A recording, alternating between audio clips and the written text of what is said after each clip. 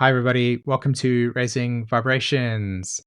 In today's video, I'm going to be talking to you about the full moon in Capricorn and sharing my thoughts and insights with you and hopefully giving you something of value to walk away with regarding the current transits at the moment. Okay, so bit of a different format today. I'm hoping to just kind of get straight to the point and get just stuck in on what I want to talk to you about. So my first attention is definitely going to go to this Mars Uranus conjunction that it actually happened in Taurus. By the time you're looking at the full moon in Capricorn, Mars would have ingressed into Gemini. But Mars Uranus conjunction was a very significant moment for us all, and for you independently in your own personal emotional growth and development. So, what was it that was taking place for you over those couple of days where there was a desire to, in a sense, grow beyond the current situation that you find yourself in? And I mean that on an emotional level, and particularly emotionally and an emotional responsive level. So, what is it within your life over the last, say, 2 to 3 weeks that you've become more consciously aware of that you want to change the pattern or grow beyond, right? Or cut something out within your life that you feel is not benefiting you anymore. And I've seen all around me that people have had experiences where the emotions were swelling up until that Uranus Mars conjunction. And then there was a sort of progressive realization that what choices they needed to make were moving away from the way that these emotional patterns were holding you back or keeping you in a pattern that you no longer feel free in. Okay. I can't be more specific than that in the sense because there's so many different variations of what could have happened. But I know that when I was talking about the Mars Uranus conjunction in the New Moon in Cancer video, I talked about us getting to a point where we are becoming aware of more deeply emotional patterns that we feel are not beneficial for us anymore, like responses. Mars is very much the archetype that speaks to our capacity to respond to experiences. So, our ability to respond to a situation or react to a situation, this Mars Uranus conjunction would have given you the opportunity to say, I'm going to respond to this emotional reaction differently. I'm going to choose to invest my time here and grow beyond this feeling of stuckness. So the feeling of stuckness and the desire to want to action something beyond that stuckness is very much a big part of Mars Uranus conjunction. Also, it could also play it out as an underlying feeling of deep emotional frustration and anger, because it's like there's this underlying limitation that keeps playing out in a recursive pattern. Like it keeps coming back and you keep sort of playing the loop over and over, and it stops you from, again, as I said, moving forward. So the Mars Uranus conjunction was very much about this decentralization, like a breaking apart, a moving, I don't want to be here, I want to be there kind of action. And so the choice to consistently make those, the choice to make, so to have the awareness to make the choice to keep making a more productive choice is the insight I'm trying to put across here. You get that? So it's like, if I'm feeling stuck here and I recognize that this is the limitation, do I choose to empower myself by reading some information that can help me develop a certain skill set to help me get out of this emotional piece? Maybe you're feeling a sense of victimization towards a certain experience in your reality. And you might recognize that underlying that victimization is a feeling of disempowerment, and that you need to maybe grieve through a process that caused that feeling of disempowerment, as an example, right, on an emotional level. So each of us would have had an opportunity to become aware of where we may feel emotionally stuck. And now what you want to do, as Mars is now moved ahead of Uranus, is to consistently keep making choices that are about freedom or about moving beyond that or breaking that pattern. And whether it's not necessarily about breaking the pattern completely, it could be a choice that helps you begin to break the pattern. either way, you get what I'm trying to say here, right? There's a choice and there's an action and there's the desire to move away from something that feels binding to you, whatever that is. Okay. So a big part of that will be this Mars Uranus. I bet there was a lot of emotional material coming to the surface with that energy. Now, this conjunction over here between the two, I think plays a very important role. And the reason why I say that is because if you see Mercury here, Mercury is actually in a square to Uranus on the day that this full moon's taking place, right? Exact 26. So the events leading up to the 21st of July would have been Mercury at 24, 25, 26. Now, Mercury is the planet that is associated with Gemini. And you can see here that we've got Jupiter in Gemini squaring Saturn, okay? And then you also have Mars entering Gemini as well, and it also was squaring Mars. So, sorry, not Mars, Mercury. So Mercury influences Mars and it influences Jupiter. Jupiter is also connecting to Saturn. So I know that I've kind of lost you, maybe a few of you here, but what I'm trying to say is that this square, okay, and this square between the two are very much interconnected, and they're interconnected primarily because of this Mercury. This Mercury being the ruler of Gemini and the ruler of the Mars and of the Jupiter. So what I'm trying to put across here with that energy is that Mars Uranus makes a conjunction. It splits things apart, and then we're dealing with the sort of aftermath of that splitting. And now Mars moves into Gemini, and it initiates for us a completely new set of thinking patterns, as well as a set of belief systems, Jupiter, that helps us grow beyond the looping that Mars Uranus would have brought up for us over the last couple of days. Okay? So you get what I'm saying there, right?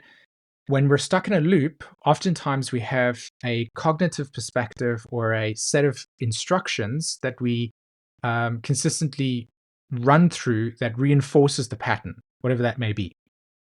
So let's say, for instance, we're struggling with a feeling of victimization within ourselves. The underlying pattern is that oftentimes when we're feeling victimized, it's because we haven't processed the grief of the event that we experienced as disempowering to us. So it's happened to me. This keeps happening to me. This keeps happening to me, right? Because the event did happen to you.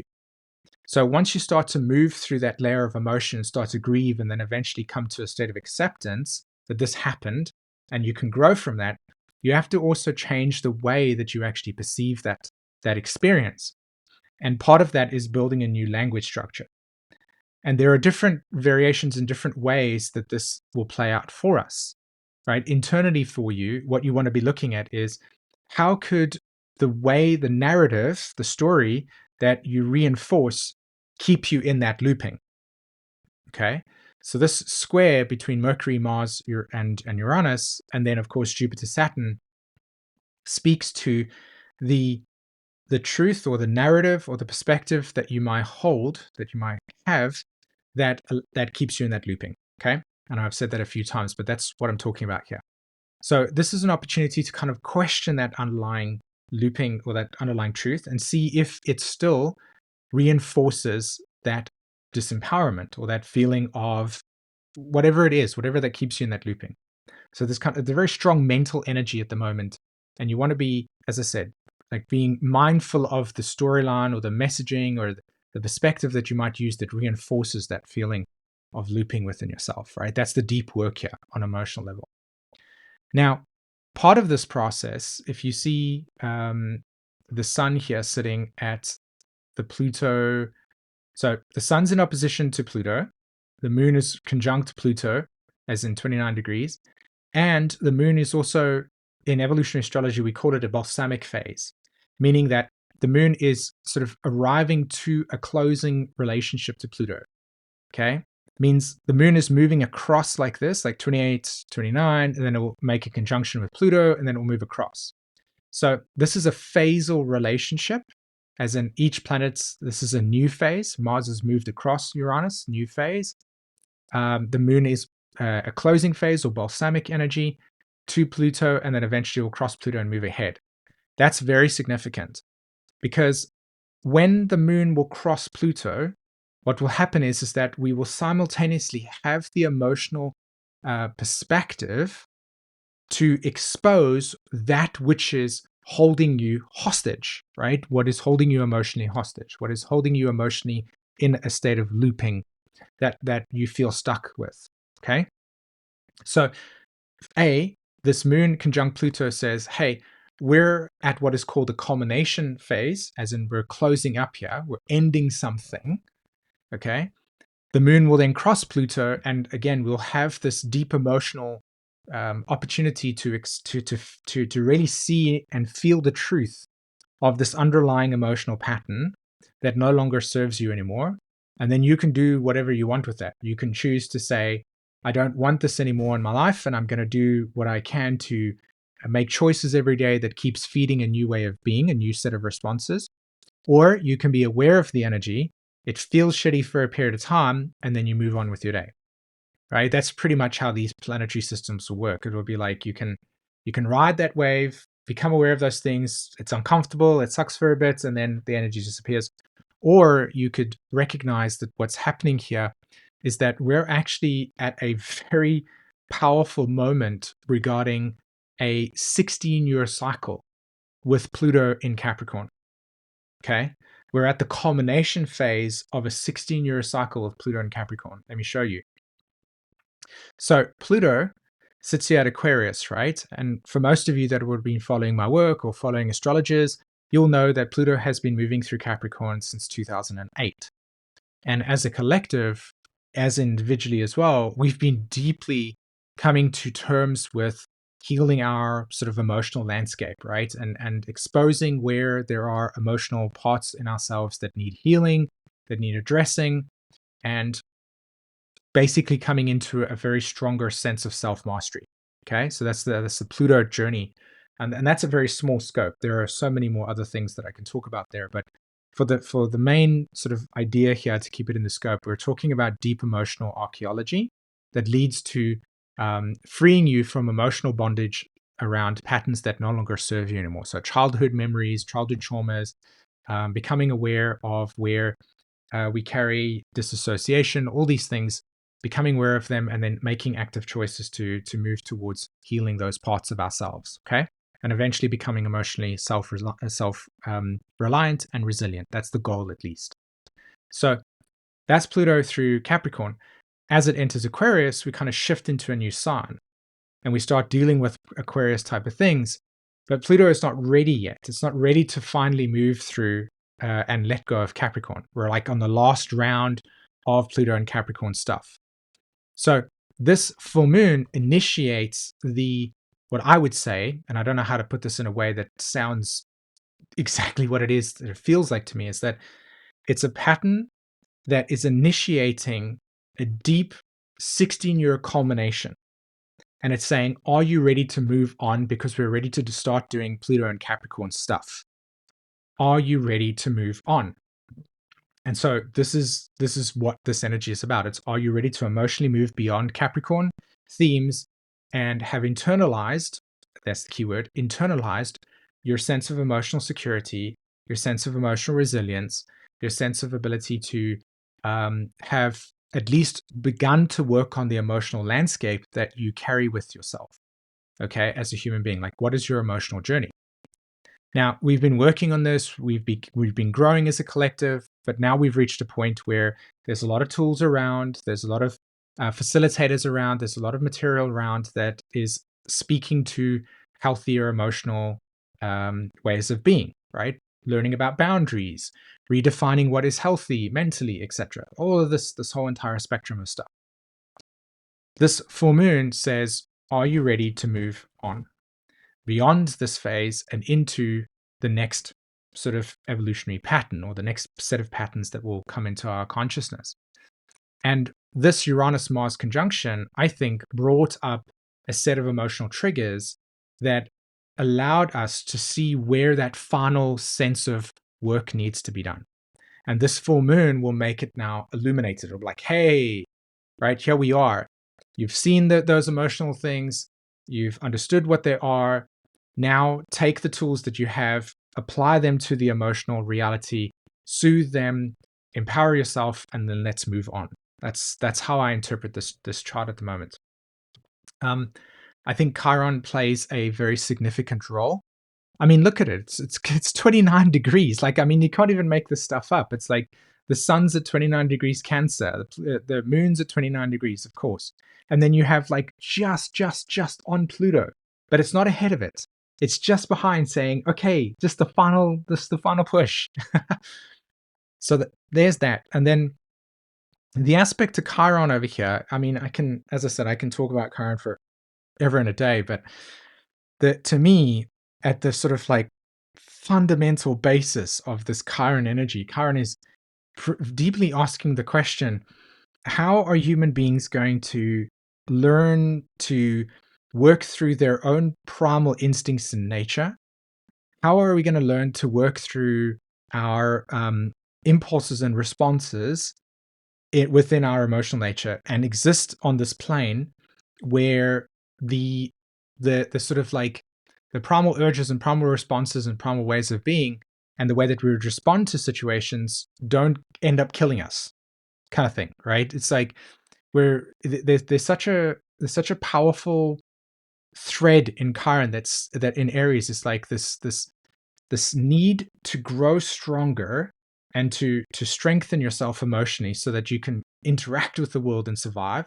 And then there's also this piece with Chiron here, which is like, how do we also deal with the wounded egos that we carry because of the lost, because what we've realized that we've been living through with Pluto through Capricorn, which was we became aware of so much emotional trauma, so much emotional disturbance, that there's a lot of blame in the collective. There's a lot of shame. There's unhealed blame. There's unhealed shame. There's a lot of unhealed emotional patterns that the collective is still working through.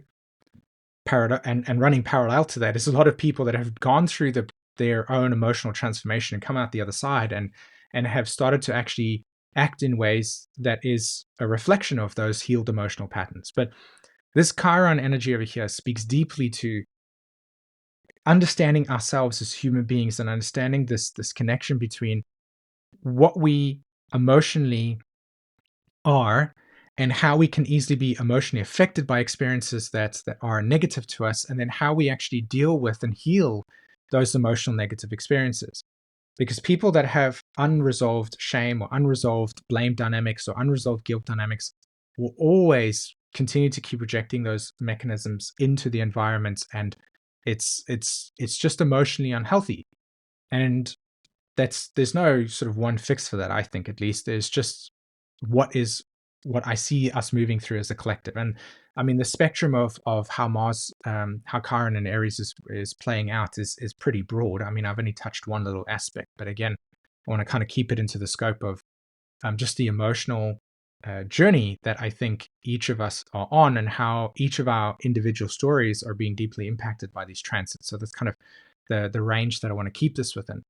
So Chiron is speaking deeply to where are people reclaiming their agency as they go through emotional healing and transformational process, and where do those feel that those displaced emotions are still out there and that the world is still a dangerous place, and the world is and their life and their experience has been one that they don't have agency, right? And that's the I don't know how to put this across. Like, I can see it so clearly in my head than what I'm trying to say here, but it's the duality of agency versus the lack of agency, and understanding how we reclaim agency and how we have lost agency is really, to me, a deep core message with Chiron and Aries at the moment. So the square to the Sun in Cancer, and as well as the Moon in Capricorn, is an invitation to really understand the binary of, you can make a choice to free yourself emotionally, or you can be consumed by the emotional devastation that you carry within inside of yourself and never grow beyond the looping. That's pretty much it, right? I'm pretty happy that I was able to round that off there for you. So thank you for letting me kind of just spend some time figuring it out myself. Okay. The nodes, the south node and north nodes have been impacted a lot by Mercury, a lot by Venus, a lot by the Sun over the last month and a half. Again, I think that we're at the point now where it's an integration of what we have been emotionally witnessing, experiencing, and feeling over the last month and a half, particularly. And again, a lot of it has to do with the Mars coming into the exact conjunction with Uranus, and then Mars moving beyond that Uranus conjunction, and us needing to sort of integrate the insights of freedom or the insights of making new choices and growing beyond our old limitations and patterns emotionally. That's it. Saturn and its relationship to in Pisces is just continuing to do the same thing. Saturn through Pisces is speaking deeply to, I mean, Saturn's actually on holiday at the moment. So Uranus is actually running the show. And most of you will say, like, what the hell are you talking about? In evolutionary astrology, what happens is whenever the outer planets from Saturn onwards go retrograde, you always look to the next planet to understand the context of the retrograde. So if Saturn's retrograde in evolutionary astrology, you will look to Uranus to understand what reality is actually present.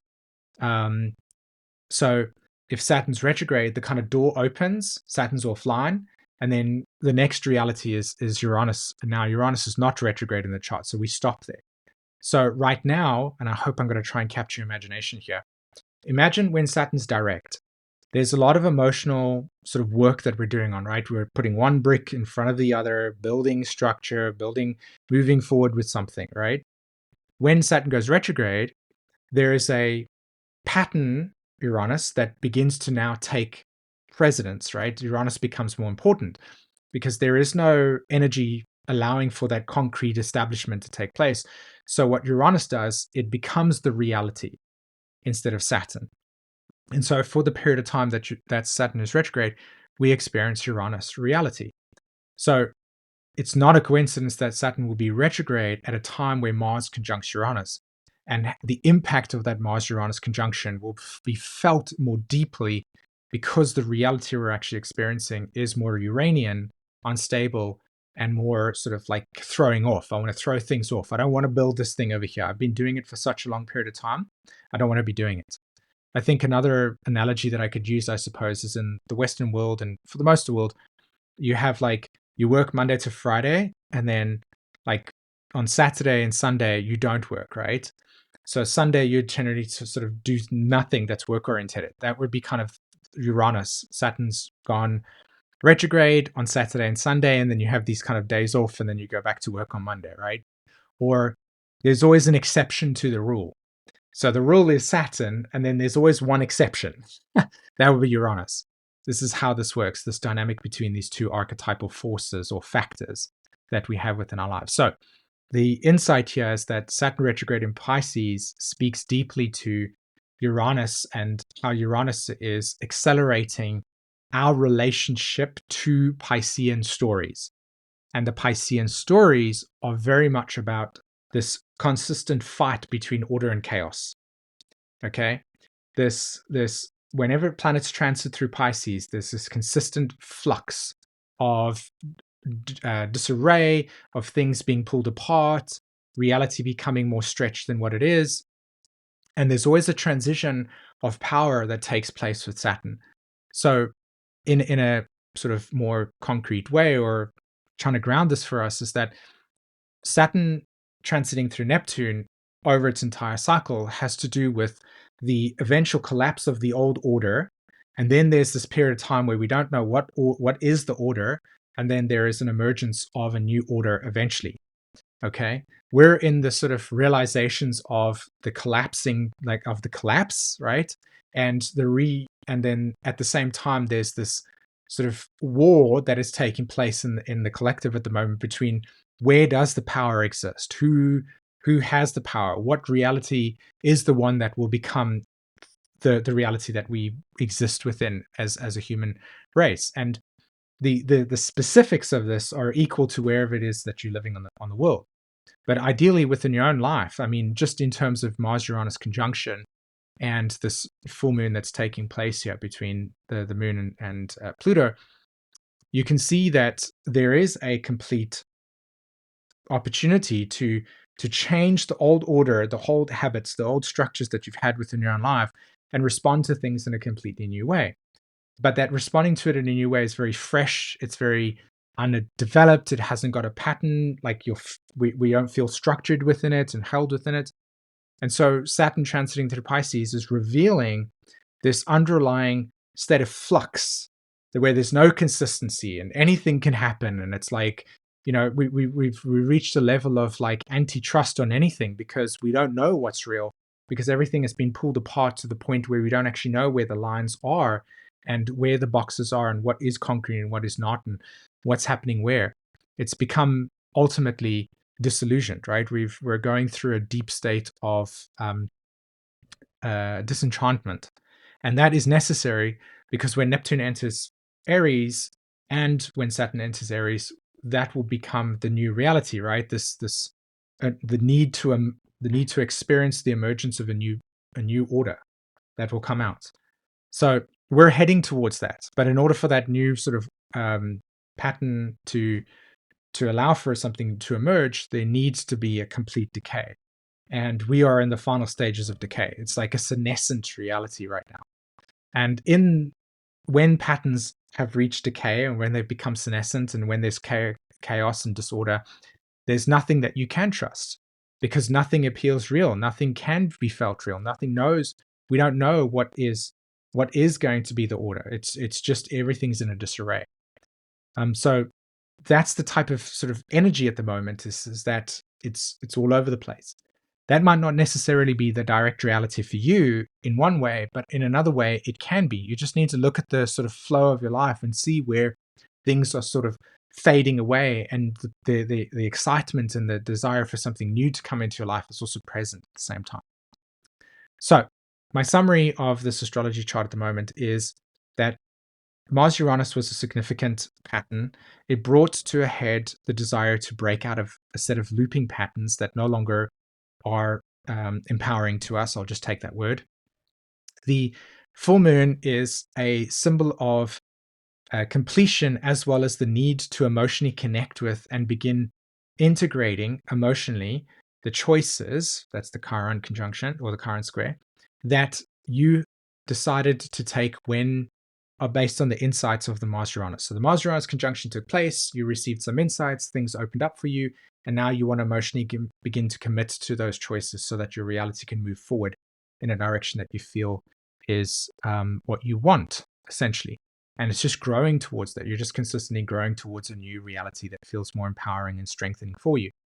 While at the same time, Saturn, Neptune energy in Pisces, you are present, you're witnessing. That's you are witnessing. Mercury is going to be going retrograde soon. You're witnessing this sort of ending of a collective cycle that no longer will be part of your life. But it happens so slowly, you don't necessarily look at it every day and go, "Oh, that's what's happening." It's sort of it just fades in the background, and eventually it just becomes the white noise, as it were. All right. Cool, everybody. I really hope that you got something from this video. Let me know in the comments what has been happening for you. I'd love to know that. And until the next video, take care. Bye-bye.